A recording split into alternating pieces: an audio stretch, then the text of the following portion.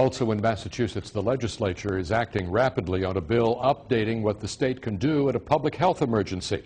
That bill has languished on Beacon Hill for some time, but with the flu outbreak, it's now racing through the legislature.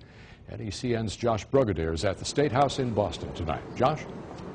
RD, the state Senate passed this bill, Bill 2028 today. They did so unanimously, and it gives the governor and the health commissioner the power to act in the public's interest in case in any kind of medical emergency.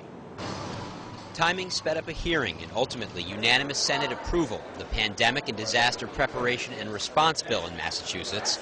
The bill gives the Public Health Commissioner the discretion to respond to an outbreak like the kind going on in Mexico, to close or evacuate buildings, enter private property, isolate or quarantine people, and to get and distribute meds and vaccines. A registry of Massachusetts volunteers would be created and would be activated in case of emergency. Plus, the commissioner could request personnel from other states.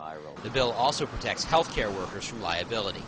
Concerns about the spread of swine flu meant lawmakers, such as Worcester County Democrat Richard Moore, didn't want to take any chances. It's too bad that we have to have something like that pending to get us to finally act, but this was actually on the calendar before that became a news story, so it's not that it's totally that, but it does give us another reason why it's a good idea to have this on the books.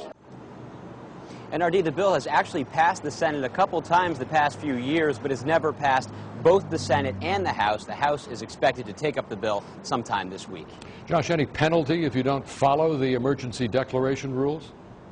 It can actually get to be a pretty severe penalty, because for each day someone didn't follow a rule, for example, if somebody was asked to be quarantined and they decided not to follow that, it could be a fine of up to $1,000 per day they didn't follow, and also up to 30 days in prison. Josh Brugadier on Beacon Hill tonight. Thank you.